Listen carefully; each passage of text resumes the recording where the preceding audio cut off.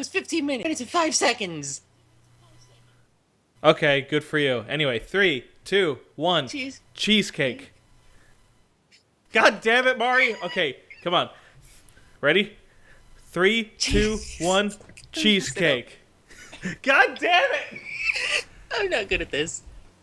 You motherfucker! Okay, anyway. 3, 2, 1. Cheesecake. Fucking A! Do you have to get the giggles out of your system? It's so silly, though. Okay, do you want to pick a different what word? word we'd say. Pickles. 3, 2, 1. Pickles. God damn it! Oh my god, we might actually have to keep this as a blooper now. Okay. Get it all out of your system. I have too much. Okay. Ready for cheesecake? Okay. Okay. 3, 2, 1. Cheesecake. You. God damn it! Now you got me doing it. Hope you're fucking happy. That was your fault. It's just fucking cheesecake. Alright. For real this time. Ah, fuck, the frame's inserted. That's bad. I noticed. Okay. 3, 2, 1. Cheesecake. Don't. Alright, listen. When I say 3, 2, 1, you just do it normally. You don't, like, do the delay. I do the delay. Okay. Okay? 3, 2, 1. Cheesecake. Perfect. Okay, let's fucking get this shit on the road. Okay, so hello everyone. Marky Joe 1990 here with... Mari? Yes. Her last name's O. Anyway. No. Anyway. So this submission, yeah. I think that without the luck factors and all the variables that get in the way of this being perfectly consistent, this would be a fine submission gameplay-wise. But it doesn't. It doesn't do that. So it ends up being kind of something you can't really do consistently without save states. And that's a real bummer, because I spent like 7 hours trying to beat it without save states, and that fucking sucks. Because that's 7 hours. Sucker. Yeah, I wasted 7 hours of my life just trying to do that. And then eventually I recorded a tool-assisted run showing my general strategy. Dude, you have no idea how much effort I put into it. I had a fucking flow chart telling me exactly what to do each and every turn. And, like, I had to edit it to accommodate for possible mistakes, like this thing not hitting or whatever the fuck. It was so... Oh... So in other words, you became Mewtwo King for a minute. Yes, I became Mewtwo King. For those of you who don't know, check out Super Smash Bros. Melee Mewtwo King. He's one of the gods of Melee. Super Smash Bros. Melee. Anyway, let's get this show on the road, alright?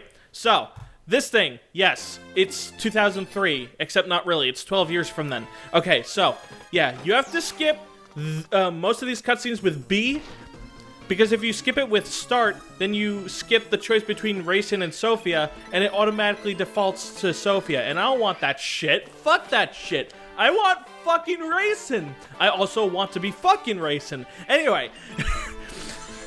So, the first few parts of this chapter, you have to do very exacting movements that are all about fucking with the enemy's range. Like, that wyvern right there is all, like, he's the only one that will approach you without the other two dudes approaching you. And you have to do that to weaken the enemy defenses so that you can approach the warrior, kill the warrior, get hit by the wyvern and the hero with the brave axe, and survive. It's very meticulous, and I can see why people think that that is a well-designed thing, but personally, I am not fond of it. Like, this submission was heavily influenced by my own Ragefest submission, The Corruption of Roy, and it shows with shit like that. But the thing is that I actually don't like that design in Ragefest submissions. I only did it myself because I don't know what the fuck I was thinking. Oh man. Corruption of Roy was made almost entirely from my hubris. I thought it was so great back then, but alas, it is not. It fucking sucks. Also, that Nomad's there, and he doesn't mean jack shit. You want to say something, Mari?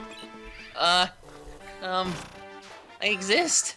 Yeah, Mari is here to keep me company because she's obligated to come with me for the rest of this commentary, including the post-production. So if she says absolutely nothing for the rest of this commentary, now you know why. She was not prepared for any of this shit, and that is not how you should be doing a co-commentary, but oh well. I wasn't prepared for Fast Talk Joe. Face Talk Joe? Fast Talk Joe. What the fuck is that? You're fast talking. Don't you hear yourself? You're fast talking. Oh, and now suddenly you're a southerner, huh? What? Yeah, cause you're doing talking with an apostrophe instead of a G. Well, gee, excuse me. Oh, damn the puns. Anyway, yeah, so we get that guy. As I said, you have to do very exacting movements that are based around the enemy's range to bait them out. A lot of this chapter is baiting out enemies. You have to... I guess what I'd like to call this is aggressive turtling. You're baiting out a specific number of enemies so that you can approach the others safely. And you have to do it fast because, as shown in the actual footage, if you don't do it fast enough, Grant and his... Cobalt Ridders. The Cobalt Riders or whatever the fuck, they show up and they will fuck your shit up, and you're not supposed to be able to defeat them, but I did it because I had save states, and I could probably do it without save states because they're not that hard, but I mean, either way, you're not supposed to do it. You're supposed to rush through this entire chapter and beat it in around 35 turns, which is a fuckload of turns, but yeah. So yeah, all of my strategy here, very exacting, and it's all about the baiting and shit. I cannot stress this enough. This really this really represents how I was talking about how not having fixed growth can screw you over in a puzzle like Ragefest. Well, I mean, not all Ragefests are a puzzle, but I get what you're saying. You know. This is like very, very explicitly like a puzzle level, kind of like the Corruption of Roy. Well, actually, you know what? I'll say that the Corruption of Roy isn't very puzzly, except in maybe the first part, because you do have a lot of leeway, and you also have... Actually, that's another thing. Like, there's a lot of things that the creator could have done to remove the luck elements from this chapter and made it and make it an actual like puzzle chapter. The difference between this and the Corruption of Roy is that the Corruption of Roy gave you Iron Runes, and it gave you a total of 3 of them to keep things fairly consistent and to prevent you from getting fucked over by part 2.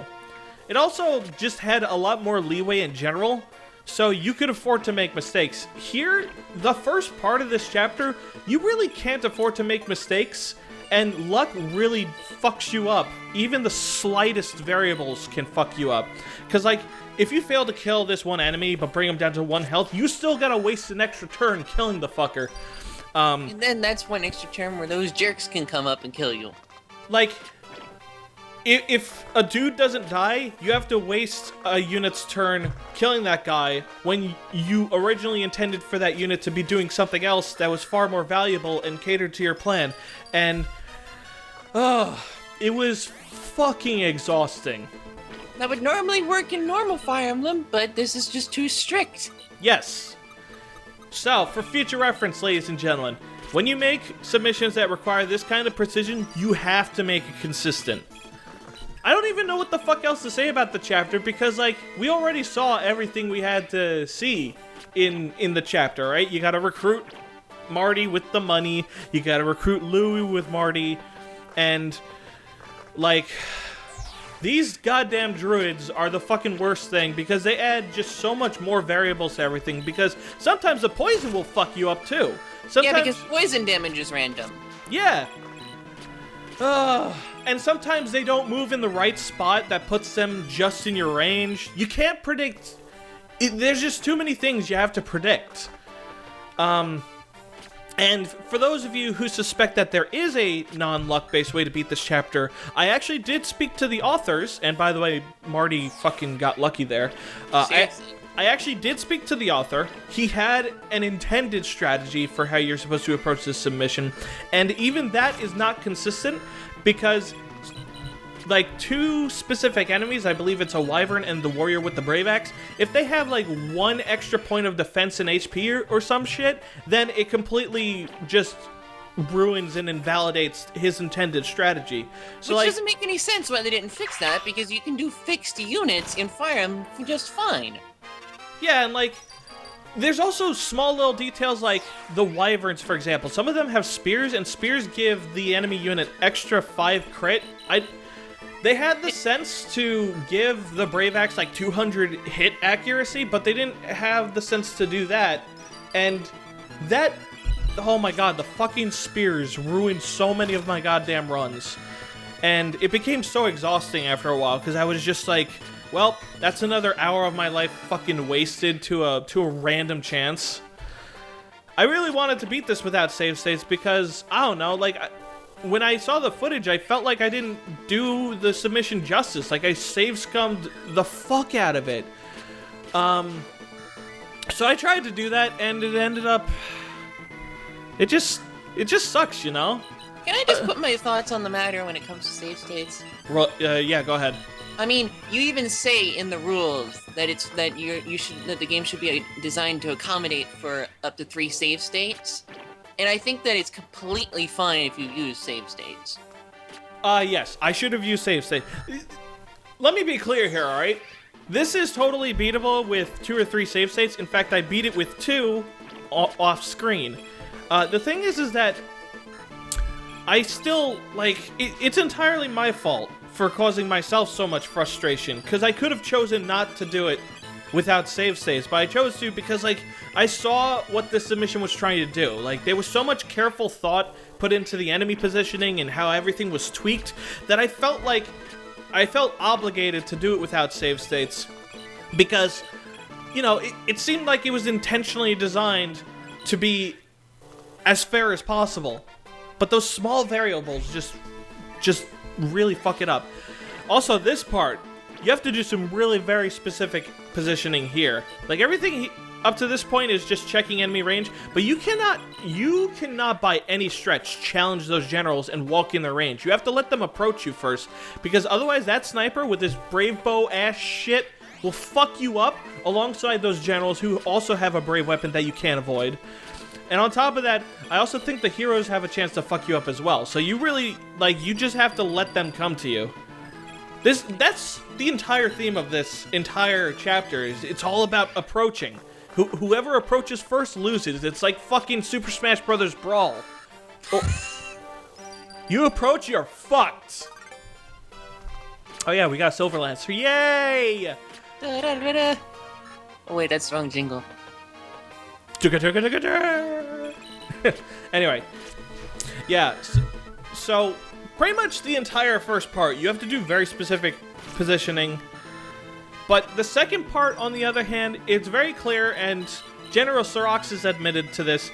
It's clear that the second part was rushed, because this is where the chapter legitimately devolves into just a bait and switch fest instead of just like aggressive turtling. Because you've done the first part fast enough, which you kind of have to, because it gets way too hard after a while. But if you do it fast enough, you have plenty of time to do the rest of this submission. So you can just kind of take your time. And here's a little fun fact. In the footage, I wanted to train up Racin to fight the boss, but in truth, what you're really supposed to do is you want to train up Marky, because his growth rates are really good. And assuming he doesn't get RNG fucked, he can solo the boss on his own, and he can pretty much solo the rest of the chapter on his own as well. Marky needs to be able to have an attack power of at least 27. The energy ring can help with that, but... Oh wait, no, 37, my bad. Because the boss has 10 resistance, plus the throne bonus, that's an extra 5 resistance, so that's 15. You need to be able to do 22 damage per hit, and hit him twice each turn, because he heals back 8 points of health each turn, which means that if you...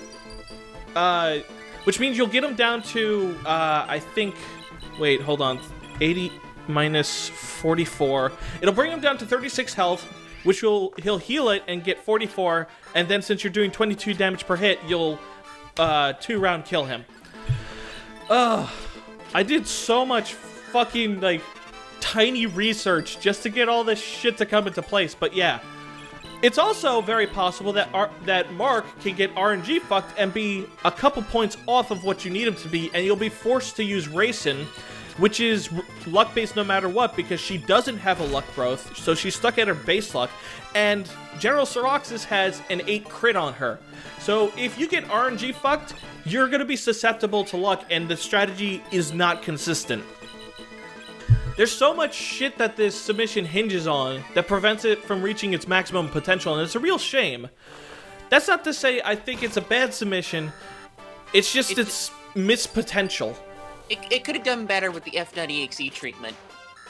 Yeah, and I also, like, everybody else seems to disagree with me on this, but I wasn't fond of the writing because it's manipulative. Like, it hinges on me caring about Racing and Sophia, but it doesn't bother to establish either. Yeah, it doesn't establish either or do anything to make me believe it's either of them. So what I do is I just kind of mentally separate the pixels from the concepts. And that's why I had such a bland reaction to when Racing and Sophia had to be chosen between. And it's also kind of why I didn't care much about them becoming bald either. Because it seemed too obvious and there was no build-up to it. And they only got, like, what, 3 lines of dialogue each? Yeah, and not only that, but, what else? Like Reason is nothing like herself. At least Sophia has a shred of her Epi6 self, as you said. Yeah. The other thing is that, like, if Racing becomes bald, she could just grow it back, like, really easily. Like, she lives with a scientist who can do some really hacks shit with medicines and shit.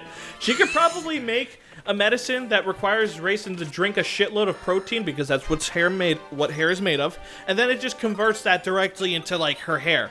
And then there you go. She grew it back instantly. So that baldness shit just doesn't work. Now, if it were Sophia, it'd be a bit more problematic, because I don't think Sophia doesn't have that. Yeah, well, it's not established that they have it. I mean, there could be some dark magic shit that makes it work. But on top of that, she lives in the desert, and hair is really good at absorbing heat. So not only would she be bald, but she'd be extremely uncomfortable, because her clothing does not accommodate for her head, and she'd probably get a shitload of sunburn. But yeah, it would suck. But here's the thing, I don't really feel that people treat Sophia like she's like a big fictional crush of mine. She's not. And ever since somebody said that she looks like a little girl, I have never been able to look at her the same. So anytime how did you not realize that? I am exposed to so much anime, and there's so many different drawing styles that it's kind of hard to tell when they want you to believe how the character, like, what their physical age is. So it's really fucking weird. And, like, if you look at her art, she does have, like, curves and shit. So she's fucking weird to look at when you actually put it under scrutiny. Like, she has the eyes of a 12-year-old, but she has the hips of a college girl. So it's fucking weird. And ever since then, I can't look at Sophia again, because she just looks so jarring to me. She's like a mess artistically. And the only thing that I feel like the only thing I ever truly liked about her was, like, the hair. So there you go.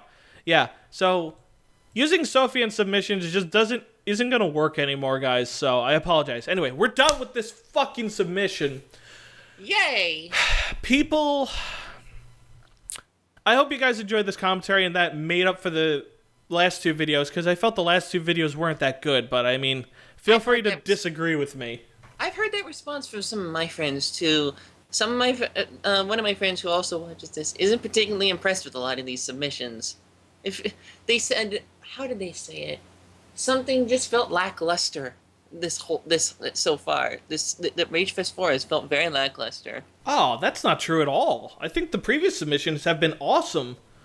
At least, what the heck are you expecting if not, like, the hilariousness of, like, Lynn's Revenge, or the gameplay of, like, at least half of the submissions?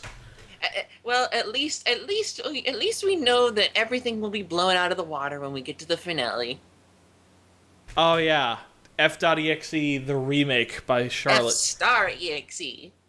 Well, let's not make assumptions yet. All right. And on top of that, I also think that it's not good to be a naysayer either. I think these submissions have been very high quality, and I'm very happy that people made them. They just, every now and then, they have flaws that pull them down. Like this one, I think overall ended up being mediocre when it could have been great. You can definitely see the effort that shows in them, especially like for example, this one has its absolutely freaking gorgeous map. Well, yeah, but I don't give two fucks about graphics. What I appreciate more is the amount of care they put into like the enemy positioning, because that's a big part of Fire Emblem. Yeah, that's another positioning. thing. So it really shows that the creators are starting to get like a concept of how Fire Emblem level design works, because it's a lot about positioning. But anyway, I think we've yapped on enough. Marky Joe 1990 and Mary. signing out. Bye-bye.